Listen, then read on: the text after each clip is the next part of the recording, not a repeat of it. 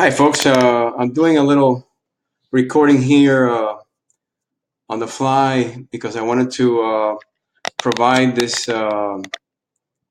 video for fellow realtors that are in the market looking for an IDX website, and I happen to have the experience, if you will, of working and dealing with Torchx now for a month, and I wanted to share that experience.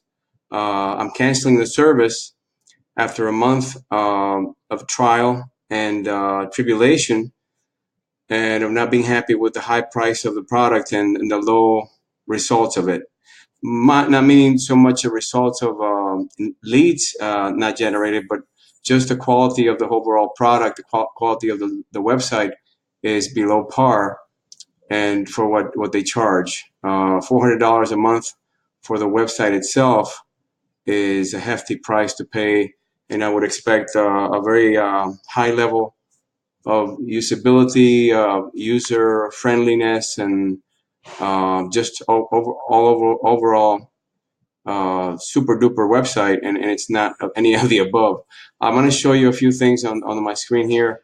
Hopefully my screen is recording and I can show you some of the things that are incorrect or just not cool with the site.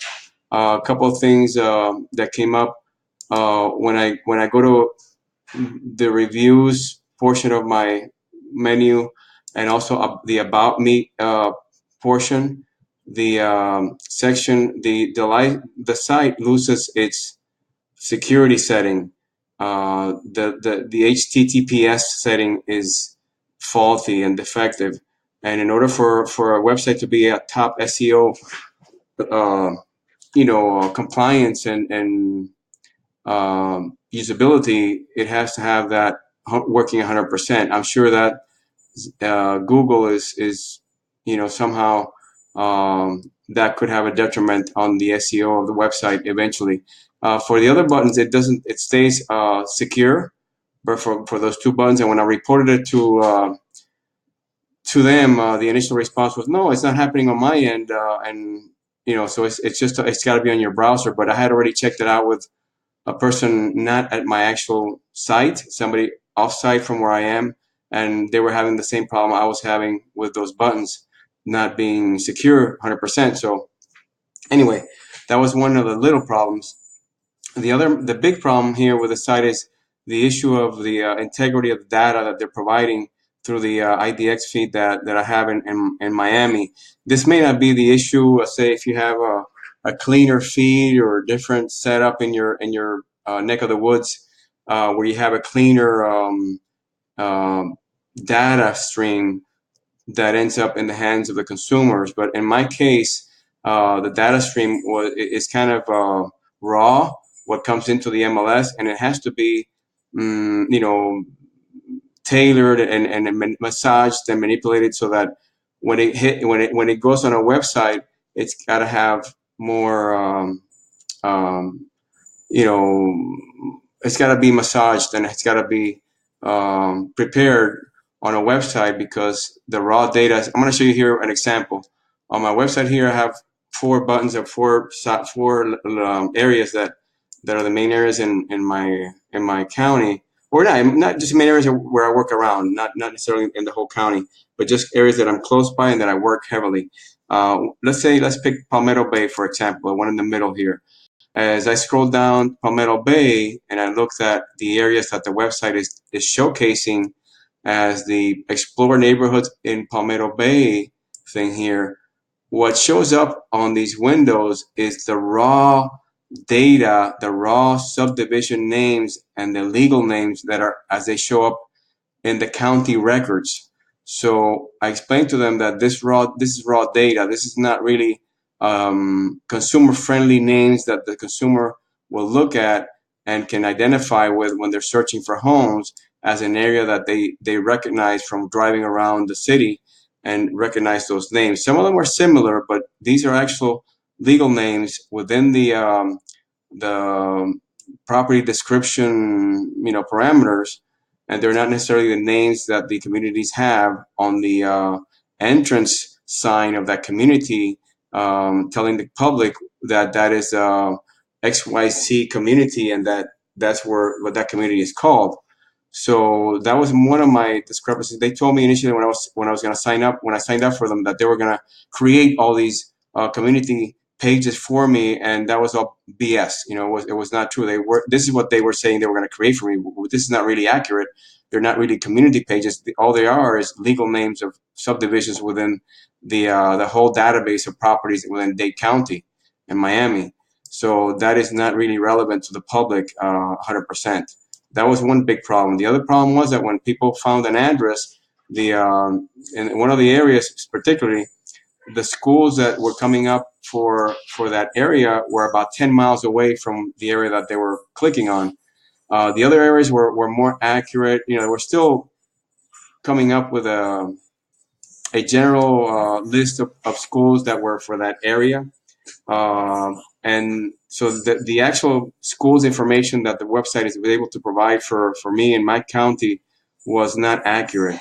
And when a person clicked on a specific property, to look at the detail of that property, they could not tie any school information to the property. So there was no school information at all for the properties. And I told them that's something that's crucial and very important to my market, because people sometimes want to buy in an area just because of the schools that are attached to that area. So that was another big great gripe and a fault or defect of the way the site worked. So that, to me, because of those two major problems with the integrity of the data and what they were providing, I asked them to give me a discount on the monthly fee of $400. We could not come to an agreement. I asked them to reduce it to $159 a month. They dropped it to $200 a month, but that was still not acceptable. But even at $159, that's a lot to pay for their site that doesn't have any school information. It doesn't really have the capability of doing a map breakdown. If you want to narrow the search by map parameter, it doesn't have that either. A lot of the websites that have this category and this expense level will have a mapping capability, so you can map. And as far as other community information, nothing too much there. I mean, they have Palmetto, the market statistics for the area and things like that, but there's really no other valuable information about the area that they're providing on this website. That's very high end cost and low level information on it. So they're not giving us or me, the consumer, the $400 worth of money that I'm paying for. I'm paying filet mignon prices for a hamburger website. Okay, so for you guys out there that are looking for shopping around for a website, I recommend that you ask the vendor to show you a website in the marketplace that you are going to be operating in, so that you can actually see the data that the websites are able to provide on an individual basis, in real time. Do an audit on a real website that's up and running on one of your competitors. Just tell them you are not going to call that competitor or do anything that will hurt their business. But you need to audit. Tell them that you need to audit the website, a live website, to really see the data that they're providing and the service they're providing on a live website. And that's the only real way that you can really discern for yourself what kind of information that website is going to be able to provide for the consumer on the end side. Another thing that I found about the website too, that I'm not going to be able to show here in elaboration, but the CRM for it is not that great. It's got some indicators in there for when people are responding to or opening the emails. It's got an email tracker and things like that. But what I found on the month worth of $350 worth of Google advertising that I did, and for a month, I got maybe a total of 15 contacts, 15 people subscribing that logged into the website. Not even that, it was probably like 12. And they all received emails. None of them opened any of the emails. So the drip campaigns really don't work on most of these websites. People are not opening up emails. They were texted in some cases. That the system was sending them an automatic text Some of them responded, and when they respond, the system would automatically stop the drip campaign from going out. Of all those 12 leads, maybe one or two of them I'm actually following up on. One of them is potentially a client for December that might start looking at something, but that was $350 worth of marketing money for maybe one potential client that I might get from that. So the return was not great. With these websites, the more time that they're up, the more organic traffic that you should be getting. But I didn't give it enough time for that, so I don't know. Maybe with time, I would have gotten even more hits organically. But even the on the paying side, that was way low for what I was expecting. So I don't know. I can't discern how good the site was or not on a short period of time like that. But it was a lot of money spent for the return that I got. It was not that good. And then when I looked for the site out there, I did searches many times during the month to see if I could find my site. I never found it once. I found other sites with the same vendor because they all look the same. So I know which ones are belong to them to Torchx.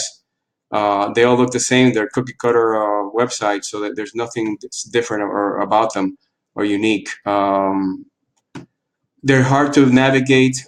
They trigger the person to sign up right away, and in some cases, I don't know if that's the best practice. They force the person to sign up, and some of the people that had signed up were fake emails and fake names because they were just wanted to sign up to get the information out of the website, and not necessarily because for anything else. So anyway, do your homework with a live website when you go shopping for an IDX website.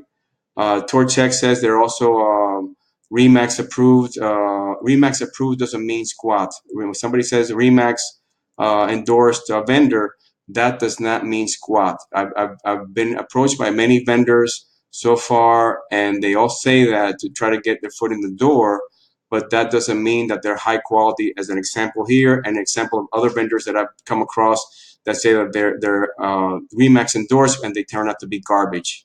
Okay, this is a low below par company and they charge a lot for the websites.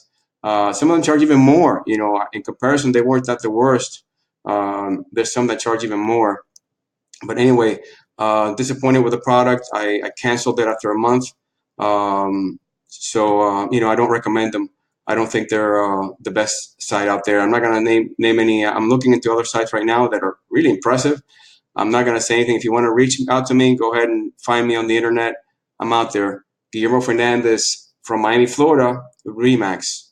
Okay, you can look me up on the Google me, and you'll find me. All right, peace, my fellow associate realtors and warriors of the field. God bless you all, and keep sharing whatever you share because I like it when people share their experiences, and I'm able to save some time and money by their wisdom that's being shared. So I'm doing the same for others out there. And feel free to call me if you have any other feedback or know of another vendor perhaps that's really dynamite that you've had a great experience with. All right. Take care. God bless. And happy prospecting and happy real estate travels. God bless. Bye.